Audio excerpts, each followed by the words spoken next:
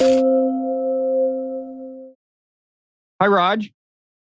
Hey, Bob. Good to see you. Good to see you. Let me introduce us. I'm Robert Wright. This is the Non-Zero Podcast, and I'm the publisher of the Non-Zero newsletter.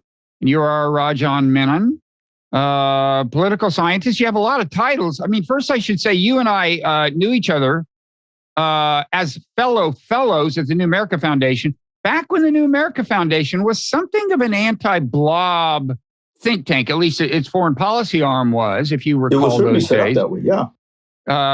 I wouldn't say that still characterizes it, but we agree. Everything is impermanent. Again, you're Rajan Menon. Raj, to some of us, among your titles is, let's see, where should we start? Senior Research Fellow, Columbia University Saltzman Institute for War and Peace, Professor Emeritus at the City College of New York's Powell School of Public Policy. I guess that's named after Colin.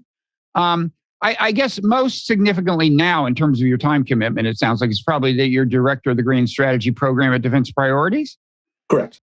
And you are an author of some books. I mean, we're gonna talk about the Russia-Ukraine war, and back in the day, you wrote a book about the Soviet Union. I know. What we're going to talk about is ways this war could end, and why maybe we shouldn't get our hopes up for it ending early. You published a piece not long ago in Tom Dispatch laying out some ways you can imagine the war ending.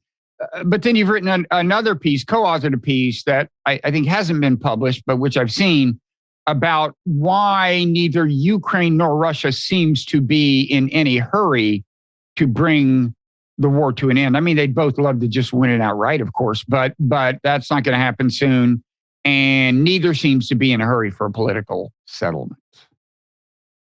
So why don't you start off by telling us some of the ways the war could end? I think you had three basic ways that, broadly speaking, the war could end that you mentioned in the Tom Dispatch piece. Correct. So let me just run through them and indulge me for a moment, because I know you know some of this, but maybe some folks in your audience take your time. And in fact, I may interrupt you and encourage you to slow down even. Sure. So let's start with before the war began. The Russians control Crimea and about a third of the two provinces that constitute Donbass in Ukraine's east, Lugansk and Donetsk. Since then, they have made significant gains. They've taken all of Lugansk.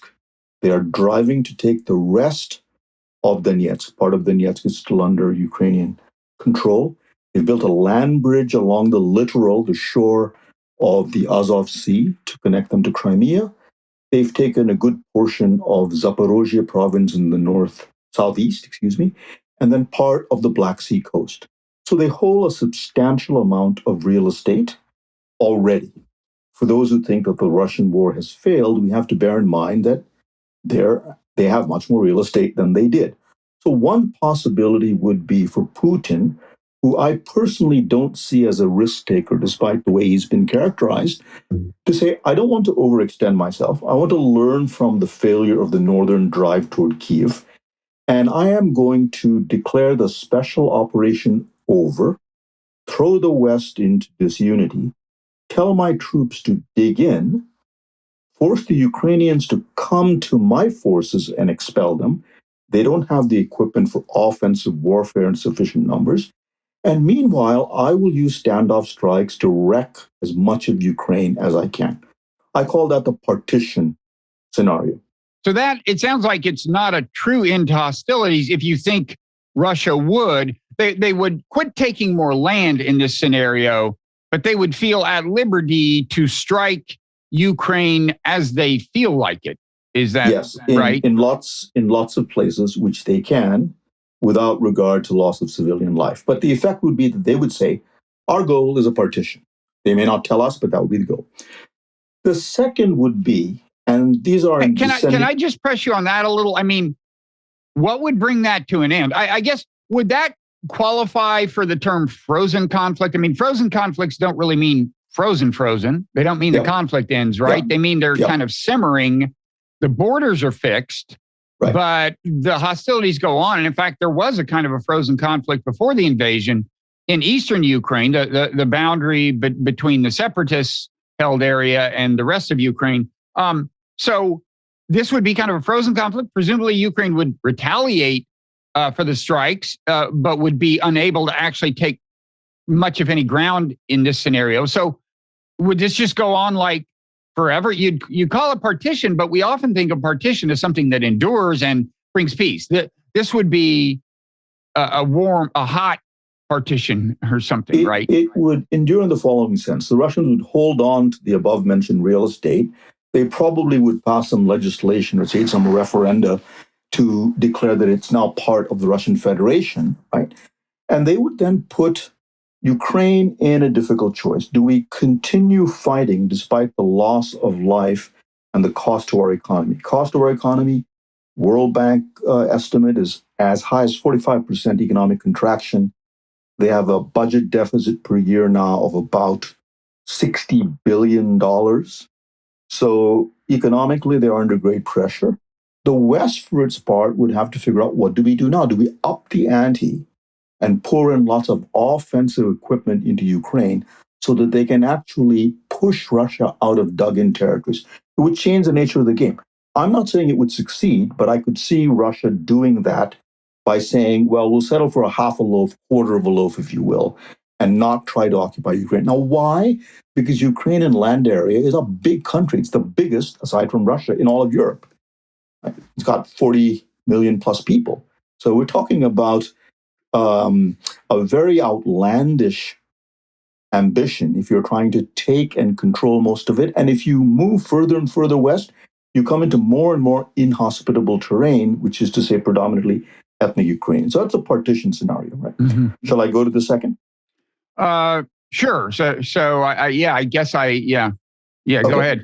We can come back to these. So the second would be, these are in descending order of probability, by the way. The second would be the Russians keep the gains that they have, but agree to give back some of the less critical ones in their view in exchange for an agreement on Ukrainian neutrality, which is to say Ukraine would be a non-bloc country. It would not host foreign military bases of any sort or permanently allow the stationing of weaponry from third parties, although they might agree that it would have the leeway to get training for soldiers and receive armaments from other countries. Now, this was an option that many of us floated before the war. Right. And neither party on the Western and Ukrainian side was interested in doing this. So the question is that feasible? I wouldn't put a high probability on it, but I would say it is feasible if the Russians make a calculation that militarily the tide could turn against them, and economically the sanctions and the costs are biting them much more than they thought would be the case. Mm-hmm. That is the neutrality option, but a truncated Ukraine in neutrality. Yeah, and it assumes that Ukraine would accept the deal. We'll come to that, yes. Because that your more recent and as yet unpublished piece speaks to that. But let me ask you in terms of what you think Russia might be willing to give away in exchange, I gather, both for neutrality and some sanctions relief, maybe not all, but critical sanctions relief. How much land do you think they conceivably might give away? I mean, the first thing that comes to mind, at least from Ukraine's point of view, is kind of Kherson. You know, there's some turf that is west of the Dnieper River. And, you know, future stability, if nothing else, would seem to call for making that river a kind of dividing line. It's also kind of problematic turf for Russia to hold compared to some of the other turf. And so you might expect that, but, well, I guess we won't yet get into Ukrainian resistance to this idea, but I think I can guarantee you that alone, at least unless things change pretty dramatically, that alone certainly wouldn't convince Ukraine to say, okay, we'll be neutral, and plus let's remove a lot of sanctions. Right. So two things here, right? I'm not arguing that this would be a tough sell for Ukraine. Within Ukraine, it would be highly controversial. Right. And I'm not sure that Zelensky has either the inclination nor the political capital to pull this off. Things would have to get a whole lot worse. Now, what else might Russia give up in addition to Kherson? By the way, Well, first let me ask you what you think from Russia's point of view. It might be willing to give up in exchange for neutrality, just theoretically, and substantial sanctions relief. So you mentioned Kherson. That's a possibility, providing there can be an assurance that the water canals flowing from Kherson to Crimea will no longer be blockaded. They would insist on that.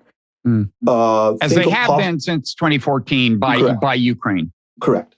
Think also of them peeling back gains in the Black Sea coast and maybe even giving Ukraine all of the Black Sea coast. Think of them possibly forfeiting the land they control in Zaporozhye. Donetsk, land corridor, much harder to sell. Mm-hmm. Which, of course, comes back to your point. Would Ukraine accept this? And my response would be not until things get a hell of a lot worse. Mm-hmm. So before we get back to that, what is your third scenario for how this ends? Right. So the third one I wrote in response to people who have been talking about regime change, public protests, the end of Putin, and the collapse not only of his government, but even of the Russian Federation as the pathway to a settlement. And some have argued that we ought to bring this about. Now, frankly, I think it's neither feasible nor wise to do that. But let's assume for a moment that we were back in 1980, you and I, and somebody had said the Soviet Union would relinquish the countries of the Warsaw Pact without firing a shot, and then the Soviet Union would disintegrate without many people dying. I think people would have summoned the folks in the white coats and asked them to take you and me away. So I wanted to address this, especially because a friend of mine, who is a very staunch Ukrainian nationalist, has been writing about this. I won't mention his name. If there is a transition to democracy, now when people talk about regime change, they're assuming a seamless transition, not a transition that creates havoc in the world's most nuclear armed country next to us. Mm-hmm. And they're assuming that the first order of business for a democratic government would be to forfeit all the gains made when it will have a huge number of other things to address.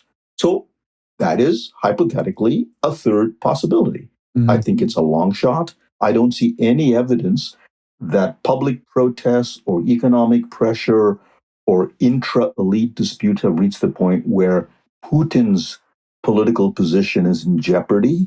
And I don't see any signs of the Russian Federation cracking up. So I think this is a different prospect, but I felt the obligation to address it because it's part of the debate. Okay. So one scenario you're not laying out is what is the official position of the Ukrainian government, which is they're going to kick the Russians out. Now, I think the official position includes Crimea in the kicking out, which is, of course, the least plausible and likely. But leave that aside. I take it you are deeming it more or less impossible that they could even kick Russia entirely out of the rest of Ukraine, out of the Donbass in particular, right? So the Kiev government's position has oscillated between the return to the status quo antebellum, that is the situation that existed before the February 24th invasion. Which would let the separatist region remain in non-Ukrainian hands, in Russian hands, more or less. About a third of Lugansk and Donetsk and Crimea, right? The more ambitious one, which has also been voiced, is that we'll take everything back, including the statelets in the Donbass, as well as all of Crimea. I think this is a long shot because while the Ukrainians have been quite successful in killing a lot of Russian troops, by the way, many more than died in the 10-year battle with the Afghan Mujahideen, and destroying a lot of equipment, right? They've been parrying an armored and artillery assault. To move on the ground and seize territory, you need significant amounts of air power, better main battle tanks, infantry fighting vehicles. It's a different animal altogether. And while systems like the HIMARS will help you, they don't in themselves take land, nor are they very useful as anti-personnel weapons. So that is why I think it will be a long shot. Finally, I don't believe, short of a collapse or some catastrophe, that Putin will end this war without going back home with some kind of prize that he can brandish to show that the special military operation has succeeded. He staked a huge amount on this. In fact, the entire government has. Dmitry Medvedev, who's to be seen as kind of a dove and liberal, is now one of the most hawkish people in the government. Right. So let's follow that thread a little. So let's assume that what is pretty entirely unrealistic is for Ukraine to move things back beyond where they were February 24th. But let's assume something you also don't think is very likely, which is that they could push things back to February 24th.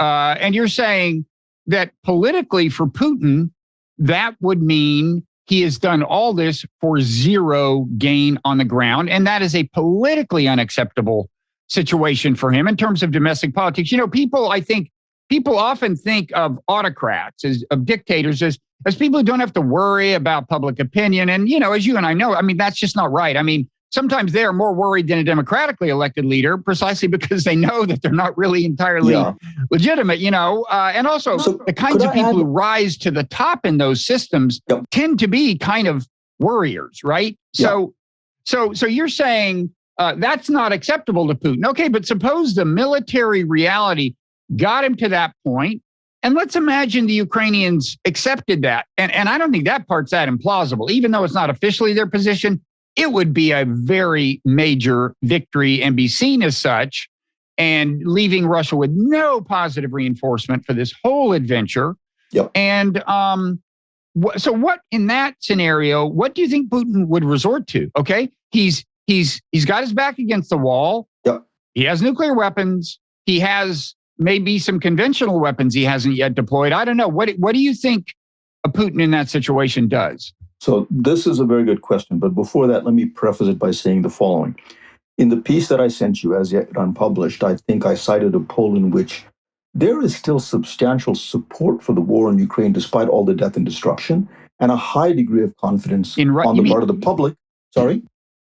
In Russia, their support, or in Ukraine? Or in well, I'll come to Russia in a second. In Ukraine, right? Okay. So Zelensky is not under any pressure to settle, and the Ukrainians believe that if they don't fight on, their country will cease to exist. So they have a high degree of morale. Now, could this translate with ramped up Western weaponry into nearly pushing Russia out of everything? This war has had so many twists and turns that have made monkeys out of so many military analysts. Far be it from me to say something is implausible. But the point you make is a very good one. To push Putin against the wall and to force him to retreat with no territorial gains raises the question of whether he will resort to nuclear weapons. Now, there are two arguments against this. Some people say, well, even suggesting that is just to give him leverage. But of course, that doesn't answer the question, which is, what are the risks? Second is some of the people who say there's no danger of this simultaneously paint Putin as irrational, a madman, somebody who knows no bounds either. That's both contradictory and not very reassuring. So what do you think would happen? Can I just add one other thing? Sure. So I was at a well-known international conference, not Davos. I don't have that kind of star power, but if I told you the name, you'd recognize it. And there was a very, very senior serving military officer, and he posed a question. If we continue supplying more and more weaponry, which is more and more sophisticated, to the Ukrainians, and he wasn't arguing against it, he said, will there come a time when Russia concludes that it has to treat the United States as a co-belligerent? Something to keep in mind. How far are we prepared to go? How many risks is NATO prepared to take in following the US? Everything looks really good now.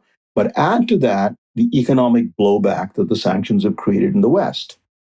And you're looking at the possibility, at least, of creeping Ukrainian fatigue. We have to ask ourselves how much Main Street is willing to pay. On support for the war, let me say something that may get me into trouble. Let me say it anyway. There is an assumption here that Putin and a small group of people who surround him support the war. They have their own reasons for doing it, ideological, instrumental. But most of the Russian people do not. And if they say they do, it's because they've been blitzed by propaganda. Now, on the surface of it, that is a valid argument. But I think we need to ask ourselves a question that we haven't been willing to confront. Is there more support for this operation in Russia than we think there is and are prepared to admit? Yeah, and I think that leads to a kind of irony, which is that first of all, in trying to amass public support for his war, one of Putin's biggest weapons is the perception that the U.S. is a de facto co-belligerent, that it's the entire West that is trying to threaten Russia's security. That's his basic line. Yep. And he may to some extent believe it, who knows? But the point is, it's a public relations asset for him. And if you imagine scenarios where you could, visit something approaching military defeat on him, those are probably scenarios in which the West has a more and more prominent role, at a minimum, in terms of the magnitude of the weaponry we're giving them, right?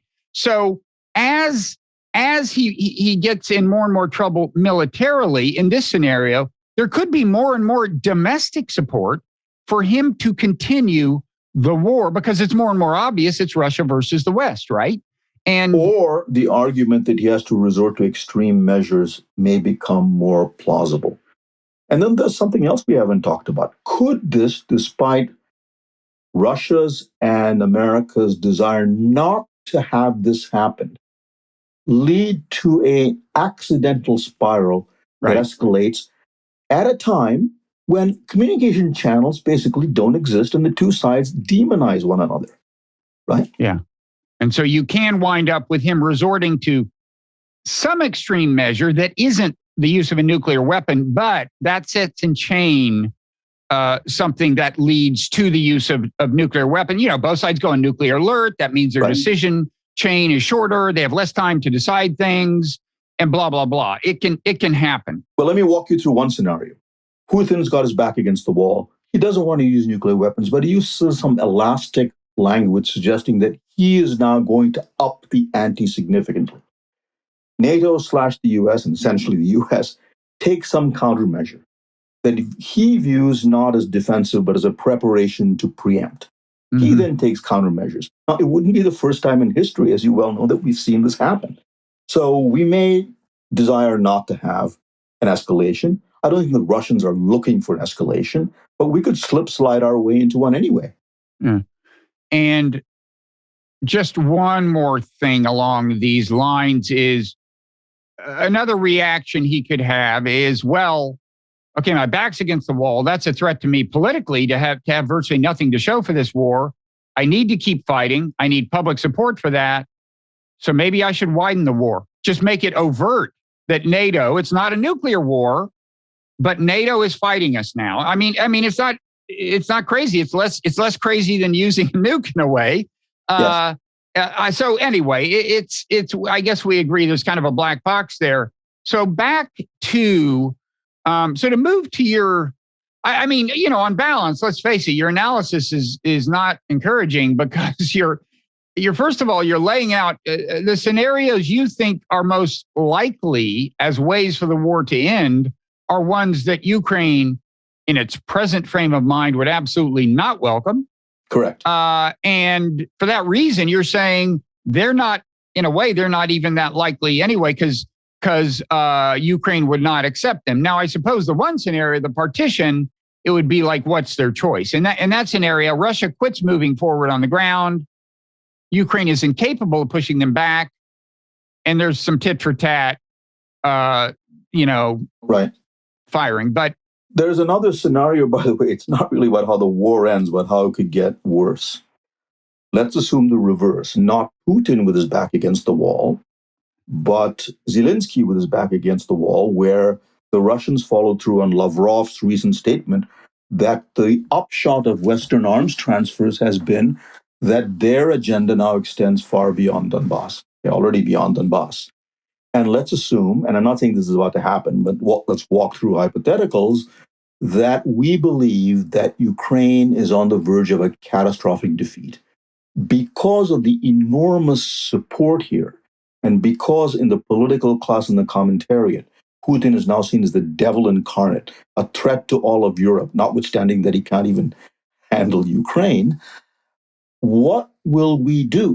Mm-hmm. Will we urge a settlement? Why would Putin settle if he's on a roll? Or would we say we cannot allow the Ukrainian state to collapse, and we must somehow involve ourselves more directly?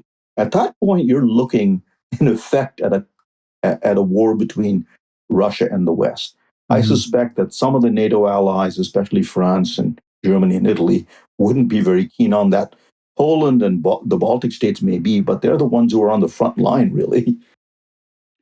So in terms of what seems currently like very staunch Ukrainian support for the war, which I'm sure in itself is real. I mean, they were invaded. Their homeland is threatened.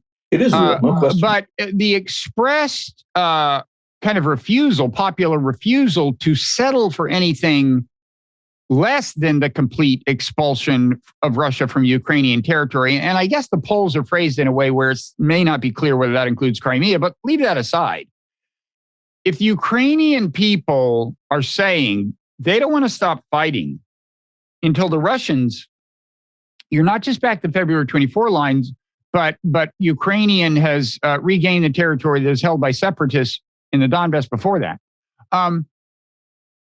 There must be in Ukraine a much more optimistic vision of what is militarily plausible than you have, like by a long shot. No, there is. So there is. So the poll that you mentioned does in fact follow up with a question. Do you think it's possible that the Ukrainian armed forces will regain Crimea and all of the Donbass, including what Russia occupied before February 24th? Surprise, surprise, the answer is yes. Now, there are two reasons for this. As you mentioned, I think the Ukrainians believe that this is do or die. And in a sense, I don't blame them for thinking that way. They face really a dire threat to their existence as a state. The other thing is that Western support has been so full-throated and so materially significant that they believe that the wind is at their back. Yeah. Correct? And that over time, they will prevail. And, it's true. We could give them more in the way of conventional weapons. I mean, one thing that, we're taping this a few days before it'll air, but at the moment, one thing that seems partly responsible for what has been recently a lack of dramatic progress on the ground for Russia, after more considerable progress up to the point of taking all of Luhansk. One thing seems responsible for that. Maybe these HIMARS missiles, they have, they've hit ammo depots, command and control centers, and some anti-missile posts, or anti-air installations. It's not just the HIMARS, right? So there have also been self-propelled howitzers, the French Caesar, the German Panzerhaubitze, the US M109, a Polish variant. So they've been souped up quite a bit. And so this leads them to believe that time is actually on their side. Now you can say they're wrong, Putin's wrong, but it doesn't matter what you or I think. It's what they think. Yeah. Well, one question is, though, I mean, it's true, we could escalate further with conventional Western weapons. Those HIMARS things can be equipped with, rather than 6 missiles that can go 40, 50 miles, one big missile that can go, more than 100 miles. And that's precision. All of these are precision guided missiles that can land within 10, 20, 30 feet of the target. And they're very big explosions. So you can imagine a scenario where once the Russians adjust to these HIMARS by moving their ammo depots back further, which will, to some extent enduringly complicate their logistics. On the other hand, the major transition is a temporary one. They'll get that done, and they'll move their ammo depots back. You can imagine a scenario where, okay, now we're giving them the other kind of missiles, and these ammo depots are going to get blown up, and these command and control centers. So you can imagine escalation. I mean, the biggest challenge in a way is manpower, right? I mean, Ukraine ultimately, if both countries go to full mobilization, and I would say Ukraine is already close to there probably, but Russia isn't. And Russia has a lot more guys than Ukraine. So it seems to me that's Russia's kind of ace in the hole if Putin can sustain popular support, is that, look, if you really want to go all out here, we will do either a general mobilization or a de facto general mobilization, and you'll just run out of people. And I guess in your view, is it hard to imagine a scenario where they're not right? In other words, in terms of conventional weapons, there's just not enough we could realistically do that would compensate for the asymmetry in manpower. Yeah. So several things. Both sides face manpower pressure. They are sending to the front increasingly people beyond military age who are not well trained.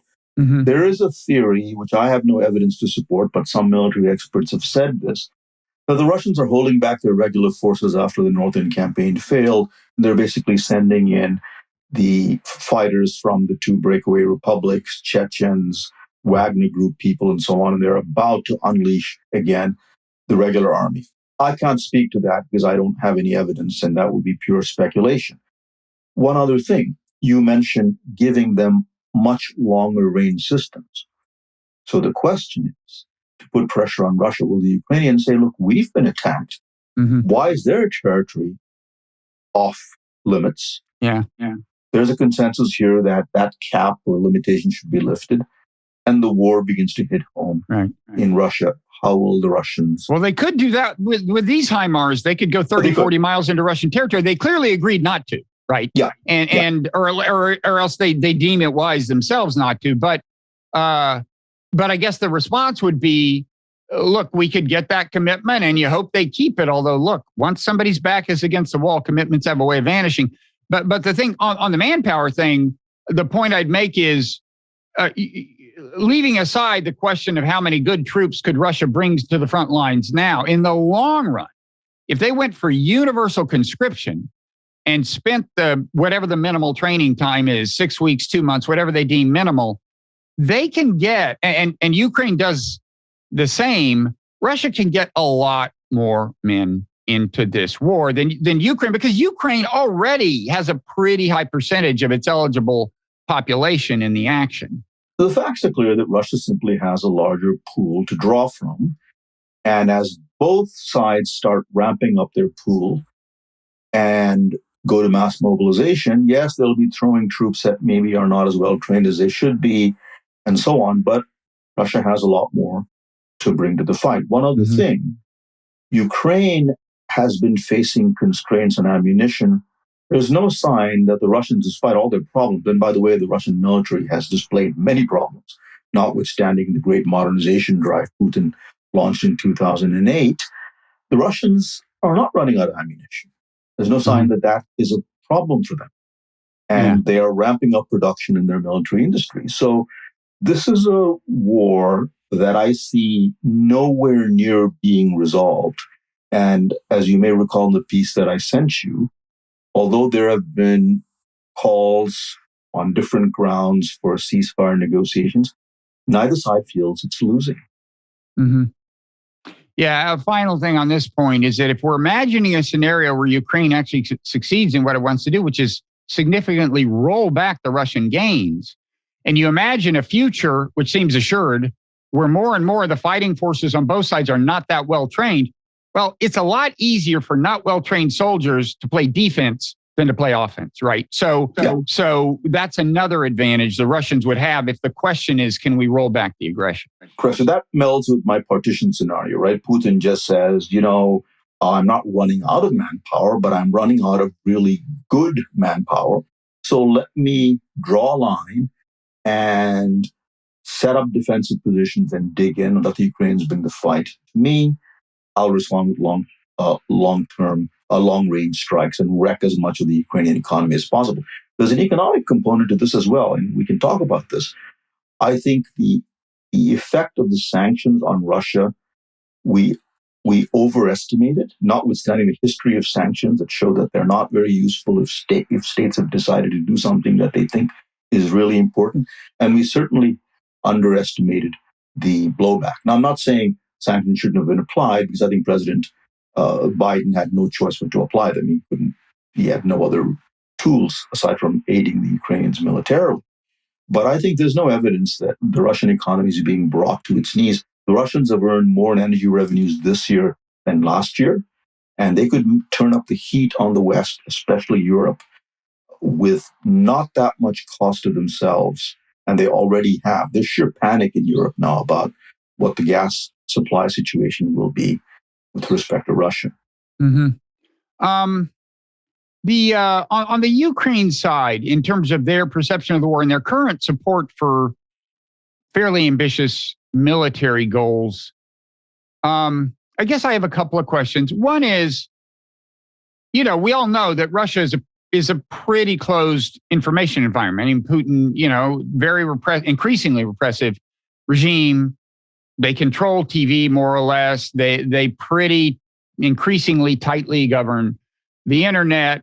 I think I'm not so sure about this, but I think Westerners may overestimate how open the Ukrainian information environment currently is. I was listening to a podcast, and it was with a big supporter of Ukraine, a hawk, a kind of neocon-ish American who lives in Ukraine. And he said, frankly, since the war started, they have shut down every TV station but one in Ukraine, and there's a rule on that station. You can't criticize President Zelensky, okay? It's not directly government-run, the station, but there are rules. And so I kind of wonder, assuming that's true, maybe you know more about this subject than I do, but, I wonder, it seems like for the war to end, you would like on both sides growing pessimism about the chances of their reaching their maximalist aims. If your goal is for it to end, I understand there's some people who believe this was an illegal invasion, clear violation of international law, which it was. You want to roll back the aggression, leave them with no positive reinforcement. I understand and respect that view. If I thought you could do that without courting disaster, including possibly nuclear war, I'd be more on board with it than I am. But anyway, I understand that point of view. But let's just assume that your goal is to acknowledge grudgingly that Russia's going to wind up with something. You'd like to bring the war to an end to minimize the human suffering. Do you imagine a scenario where Ukrainian public opinion really approaches more what you consider realistic acceptance of realistic aspirations? I think we're a long way from there, but let me just segue to a point that you made that is worth talking about. There's no question both sides are trying to control the flow of information. That happens in war. We do it. Every country that's fought a war does it. Ukraine still, though, in defense of it, is a far more free country than Russia is, without question. They are skittish about talking about too many of their own losses for fear of demoralizing the population and communicating to Russia that they are less determined to fight than they let on. So I think that the public has experienced the war full on. Let's remember that 12 to 13 million people in Ukraine are either refugees or IDPs. Hospitals, schools, clinics, churches have all been blown up. So this war has come home to them in a way that it hasn't to Russia. So I think to say that there's support for the war simply because Zelensky is controlling information overestimates, underestimates. Yeah, I'm certainly not suggesting that. Yeah, no, I know you're, there's natural strong support. I just wanted to make sure we talk this through, yeah? I'm kind of wondering about the prospects for Ukrainians. If your belief is that they are not currently realistic about what's militarily doable, what are the prospects for them becoming more realistic? Well, the prospects for them becoming more realistic is further Russian advances well beyond Lugansk and Donetsk, and well beyond the territories that they hold elsewhere. At that point, right, there is a decision both for the Ukrainians to make and for the United States to make. One other thing, we should not forget that there are some constraints operating on us insofar as weapons supplies are concerned. So let's take, for example, the Javelin anti-tank missile, right? So the estimate is that we've given the Ukrainians about 7,000. We produce about 2,000 a year. And if you look across the board, you can only provide so many weapons in a short time without drawing down your own readiness. And at some point, the military brass is going to be mindful of that problem. So it is not a kind of a tap that once turned on draws from a well without limits. Right. And the chairman of the Joint Chiefs just the other day said, the American, I guess Mark Milley, said, people talk about how many HIMARS systems we're going to send them. That's not really necessarily the constraint. The constraint is the number of missiles we can afford to equip those systems with before we draw down our own reserves to an unacceptable level from the point of view of our security. He said, we're being careful, but it's obviously not an infinite supply. And it's not easy to ramp up production of these things. It's not like, you've got 3 car makers and you want more cars. That's a different scenario. These are, each weapon system has one supply chain involved, and so on. It's complicated. There's another thing, if you think of the array of weapons being supplied by different countries, they're not interoperable. They have different maintenance and repair protocols. They require different sorts of training. So the idea that you just dump equipment into Ukraine and that somehow will level the playing field or tilt the playing field in favor of the Ukrainians misses all of the nuts and bolts realities of what warfare is all about.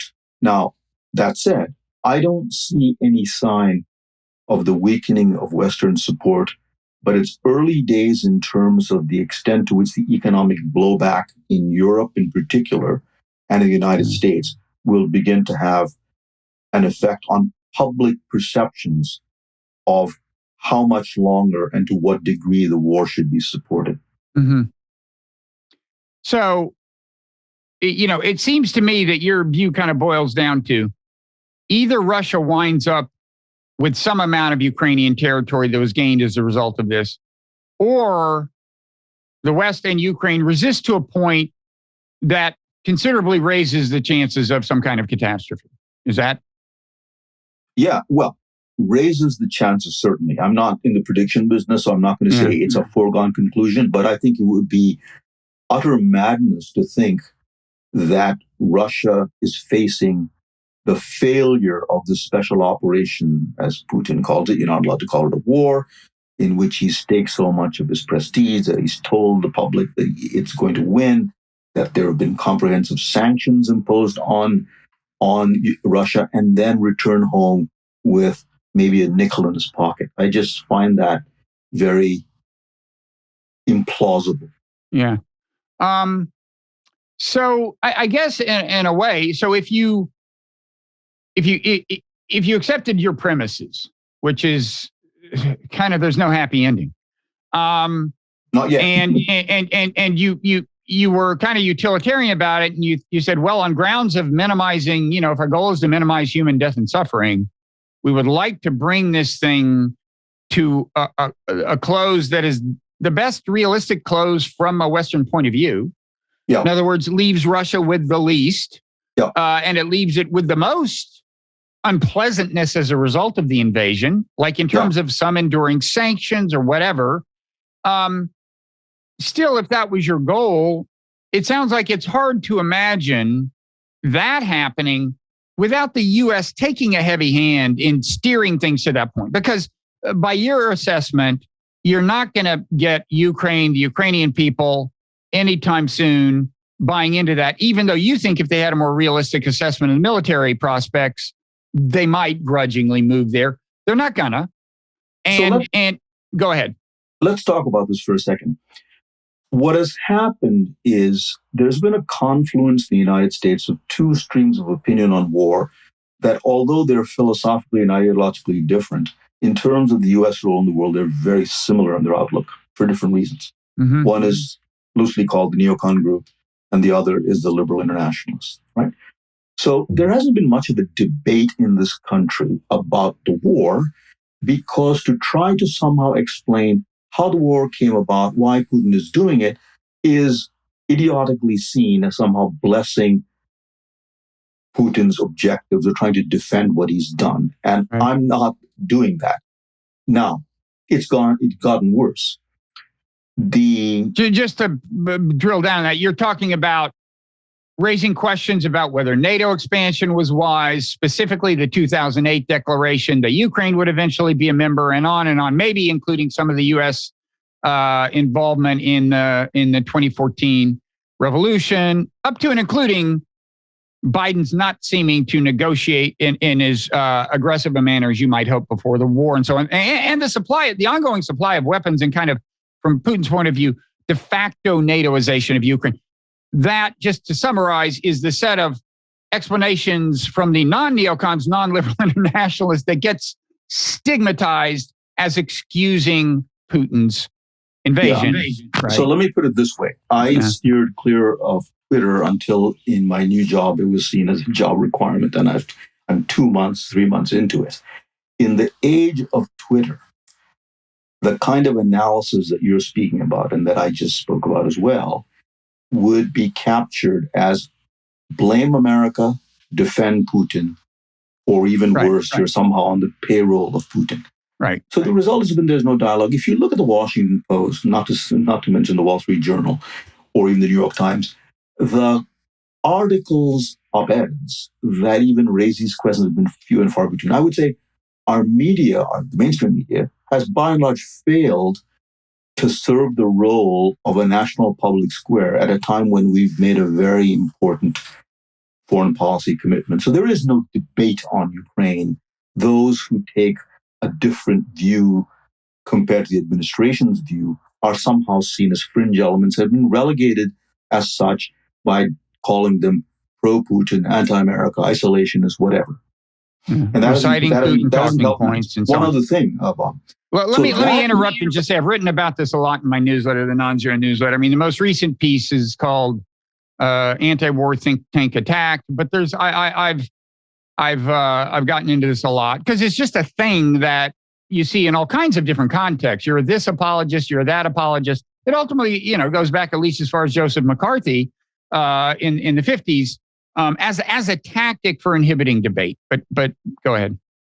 Correct. And I would say social media, which back in the day was thought to be good in terms of creating a universe, an epistemically productive universe, has been a baleful influence by and large.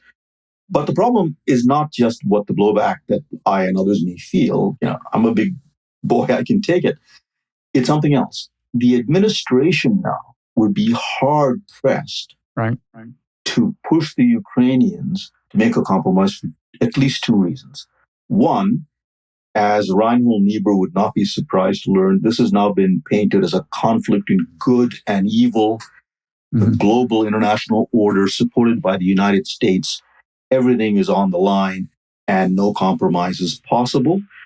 The other is that the Biden administration's narrative on this has put it in a difficult position, such that to say that the Ukrainians should cut a deal would be rank heresy. Finally, our position has become that the question of whether there are negotiations and what are the objectives of those negotiations are entirely in Ukraine's hands. We leave it to them, notwithstanding that we are underwriting the war, which strikes me as a little odd in terms of purely an American strategy.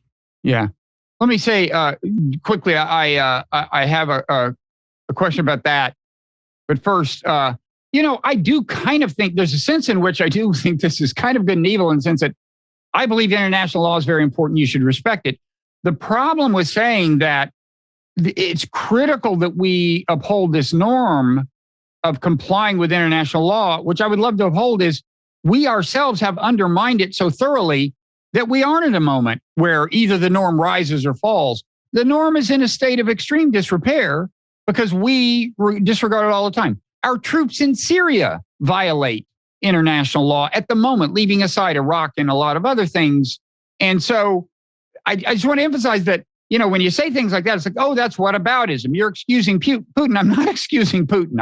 Or moral equivalence. Yeah, or moral equivalence or this or that. No, my point is we have helped put the world in a situation where reversing the Russian aggression entirely would not restore the state of the norm of complying with this, the international law about transborder aggression to some kind of pristine and strong condition. Because for one thing, most of the world views this very cynically because we have ourselves violated that norm. Can I say a quick word about this? I wrote a piece along with a colleague about on this in Politico. And what I said was basically this. There is great disappointment here that this has become a U.S.-American backed war, and that the narrative about rules of the road and the global order have not sunk deep roots elsewhere. It is precisely for the reasons you mentioned. Think after 9/11, the violation of the Convention Against Torture, the violation of the Geneva Conventions, a preventive war, not a preemptive one, a preventive war against Iraq. The Kosovo that violated international law, even according to the Secretary General of the UN. So Go ahead. It doesn't mean that Russia and the United States are the same country. It means that you can't have it both ways to appeal to global norms and choose to bend or violate them when you feel like. And in the global South, if I can use that term, which I don't much like, this view is very strongly held, which is why a country like India, for example, has refused to condemn Russia or not applied sanctions. To write it off as simply, well, they're just pro-Russian, I think is much too simple. That's my point. Brazil, others. Right. That's part of my point is that in much of the world, rolling back Russian aggression entirely would not be viewed as upholding the norm. It would be viewed as an American victory in a proxy war. And I'm just saying that fact should figure into our cost benefit analysis when we ask, well, what risks are we taking in rolling back Russian aggression entirely? What do we get out of it? Well, less than we would get if we had ourselves respected international law. That's my point. Again, neither you nor I approves of the invasion.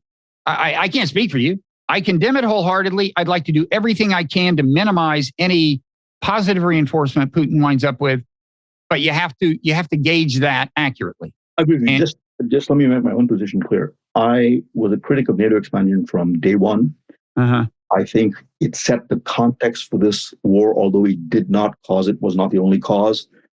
But despite my sympathy for how Russia viewed NATO expansion, I don't think the war against Ukraine was taken against a clear and present danger. And my position has always been that if the left, progressives, restraint people, whatever you call it, were against the war in Iraq, you have to at least acknowledge that this war is like that war. But that doesn't mean we shouldn't talk about all the other things that you and I have talked about. No, I agree. I mean, if I understand you correctly, when the invasion first happened, some of my anti-war friends were like, oh my God, we're supporting this just like we supported the Iraq invasion.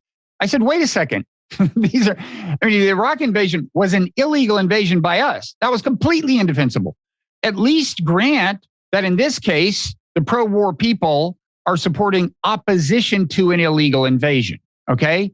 So I think you're agreeing on that, right? Has Ukraine been invaded by Russia, and is Russia annexing large parts of Ukraine and trying to maybe put the whole country out of business? Absolutely. I mean, it would be obtuse to think otherwise. Yeah. So back to that question, you mentioned that Biden, the Biden administration says, hey, whatever Ukraine wants. Now, I'm not sure how seriously to take that on the one hand, because I assume when we do, if it gets to the point where we're applying some leverage and we're saying, look, no more HIMARS or whatever, where there's a limit to what we can do, you're going to have to settle for leaving Russia with this much territory. That's what we're going to aim for at the peace talks. You got to be on board. We just, we're not going to keep amping up the weapons we're supplying, whatever. If you assume that the Biden administration was going to get to that point, they'd probably still be trying to depict it as having the support of the Ukrainian government. In fact, that would be part of what they'd ask the Ukrainian government to do is say, yeah, we've, evolved and so on. So do you do you believe that this reflects that there's this genuine view in the Biden administration which would be almost new in the annals of great power politics, right? To like really exert no pressure on, well, they wouldn't call it a proxy state, but let's face it, it's an ally of in terms of power, subordinate status at a minimum. Great powers generally apply leverage to those. Do you really think the Biden administration has no plans to apply leverage ever? Well, I'm not privy to what goes on in the Biden administration, neither are you. But my surmise based on what I hear them say and do is they believe that Western arms supplies, combined with the attempt to isolate Russia politically and the sanctions, will eventually turn the tide. And the rethinking about concessions on the Ukrainian side will not occur until such time as they are proven wrong. But here's the problem with that logic. If they're proven wrong, Russia will take even more territory, and then you will be pushing Ukraine to make an even bigger compromise, right, which is even harder to sell. But then the question is, what is the alternative? It's sort of like what Maurice Chevalier, I think, was asked when he was 90 years old or whatever. How does it feel to be so old? And he said, well, considering the alternative is pretty damn good. Right. So the question is, you would find yourself in a position of having to push the Ukrainians to make and accept a lot of concessions. And the ground there has not shifted, in my view, to the point where people are ready to do that. Now, if they felt that they'd lose everything without settling, well, everybody has its price. And the idea that countries won't sign compromises is just absurd. But you'd hate things to get to the point where they had to reckon with the complete loss of their country. Also, I got to say, right now, it looks like the Russians are not advancing very, very fast. It's not going to happen anytime soon that Ukraine thinks, oh, my God, the whole country is threatened. Now, if you look at the balance of power versus the balance of morale is part of the balance of power, of course. The Ukrainians have undertaken at the front enormous sacrifices. Now, for example, towns in Lugansk, right, like Severodonetsk or Lysychansk, they could have withdrawn from tactically. They stood there and fought. And at one point, were losing, by their own account, 200 to 300 soldiers a day. Right. You have to give them credit and recognize that for them, this is do or die. Mm-hmm. There's no morale problem that I can see. But see, this is one reason I just have trouble. Like one of your scenarios involved both, your end of war scenarios involved both Russia holding on to quite a bit of territory and Ukraine guaranteeing neutrality. I just have trouble imagining that. I have trouble imagining Ukraine doing it in any likely scenario. I don't know. You're right to be skeptical, right? The question is, can one think about ways in which it could end? And this would be my menu for you to choose from. Am I saying that each dish is superlatively cooked and you should choose with abandon? No. But at some point, this war will end. The question is, how will it end? So at this point, I see those as a range of possibility. Do I predict with high confidence that 1 or 2 or 3 is likely to happen? No, absolutely not. I have no idea. And so by the way, if anybody tells you that they know how the war is going to end, it's your choice, but you probably shouldn't want to have them on the show because then you part the wallet because nobody knows. So maybe the final question is, we've talked about how the calculation could or couldn't change on the Ukrainian side.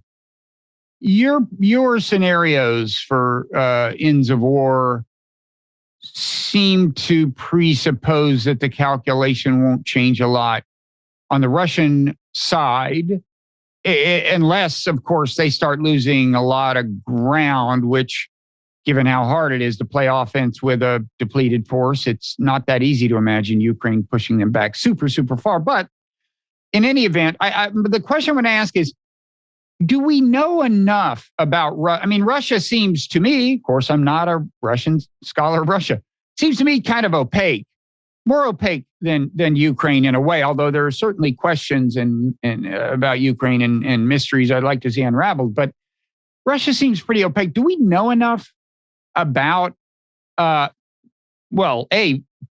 I think we have actually a fair amount of data on Putin, but we've watched him for a couple of decades as a leader. But do we know enough about his political and information environment, right? And the nature of the pressures he's he's under to really say very much about what he might or might not accept in the long run?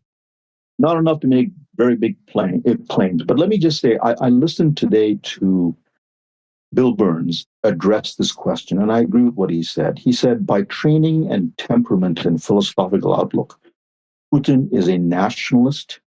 He's not a sentimentalist. And he believes that it is in his hands to make Russia a great power again and to push back what he sees are hostile Russian policies. And he believes that he cannot allow Ukraine to drift into the Western camp. Now, I'm not endorsing any of that, but I think Burns has got it exactly right. As to what kind of pressure is he in, I often wondered whether there's a Xi Jinping kind of syndrome going on here, and I refer to the significant losses of fighting COVID with a lockdown and not using Western mRNA vaccines and all of this. Is anybody prepared to go to him and say, we are failing? Mm-hmm. This is not going well. This will end bad. Or is it much easier to tell the boss what he wants to hear? Even in democracies, so-called groupthink is extremely common. Think of the book that Irving Janis wrote about groupthink in the United States, looking at case study. So there's that question, right? And it's probably much greater in a country where going in and telling the supreme leader he's wrong could have really catastrophic consequences, unless you're sure that others will join you. Do you want to be the first guy and find out that you're the only guy? Well, it seems that there clearly was groupthink at work before the war. At the same time, there has been some adaptation to the realities about what worked and what didn't work. And countries adapting, even HIMARS, people are looking at it as a magic bullet. Are we saying that the Russians eventually will not adapt to that? It remains to be seen. It's early days on those weapons. Final question. Let's assume they don't adapt well enough to take the remaining part of Donetsk. Okay. Now, I have this view of Putin where the taking of all of Donetsk is a super important milestone for him. Because remember, at the outset, his professed aims were at a minimum.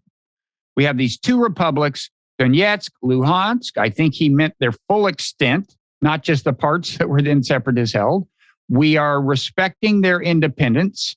So in a certain sense, the minimal expressed war aims are to secure control of Donetsk, Luhansk, take them out of the hands of Ukraine. They've pretty much done that with Luhansk. Donetsk, they got a ways to go.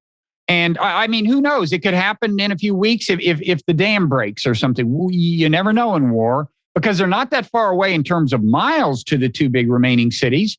But it seems like the Ukrainians are pretty well dug in for now. The Russians seem not on their heels, but not to have a lot of wind at their backs. How hard would it be for Putin to accept a deal where he was not fully in control of those two provinces, to stop shy of the conquest of all of Donetsk? Well, let me say the following. I've stopped paying attention to numbers that either side puts out about how many of the enemy have been killed, how many tanks have been lost, because I just can't reconcile the numbers. What I can do is to see where the battle lines are moving day by day. The battle lines are moving very, very slowly in Donbass. You rightly point out, can they take the rest of Donetsk? This will be a big test. Most of my friends in the realist camp, and I loosely belong to that camp, believe that Ukraine will lose the war, that it is a complete case of folly to believe anything otherwise. I'm not entirely sure because this war has proven me wrong on more than one occasion, but Donetsk will be the test. Will they lock up all of Donbass by sweeping through Donetsk or grinding their way through Donetsk in, say, the next 2 or 3 weeks? I would say the next 2 or 3 weeks will tell us a lot about what is the potency of the Russian army. And if it proves to be a failure or just an incredibly costly campaign, will that lead Putin to recalculate? And then we bring on the table the partition scenario. Does it in some sense become viable for them to propose it, not necessarily have it be accepted? Well, and at that point, does the Biden administration say maybe it's time to use a little leverage and start talking about bringing this to a close, kind of recognizing that Putin has now got these two big prizes and might be willing to sacrifice a lot of other things for what he wants in terms of sanctions. They might say the failure of Russia to take the rest of Donetsk shows that our policy is working. Oh yeah, right. I can imagine that. If Russia doesn't take Donetsk, okay. So afraid we can't close on a note of optimism and inspiration, at least if you're hoping for an early end to the war. But one thing about war is it's unpredictable. So thank you so much, Raj. Where can people follow? You mentioned that you're now, it sounds like maybe grudgingly on Twitter, but on Twitter, what's your Twitter handle? It's Rajan, RAJAN _Menon, MENON _. Okay. And any books more recent than the Soviet book I alluded to? Yeah, I just wrote a book a few years ago called The Conceit of Humanitarian Intervention. It was looking at the whole R2P enterprise, the record of humanitarian intervention, and arguing that it was a lot more complicated, had a lot less support, and led to many more unforeseen consequences. And I would say Libya has largely proven me right on that one. I'm writing a book, although the war has hijacked my life, with Eugene Rumer at the Carnegie Endowment, called Russia After Putin. So there are things. There are things in the works, but I've been primarily writing long-form essays and op-eds that people can find in various places like The Guardian, the LA Times, Politico. Okay. So they should Google you and maybe buy your books as well and follow you on Twitter. And I, on Twitter, am Robert Reiter, WRIGHTER. And I've written about some of this stuff in the Non-Zero newsletter. And thanks, everybody. And thank you, Raj. This has been very illuminating. Really appreciate it. Thank you, Mark. It's been fun. Good to see you again. Same here.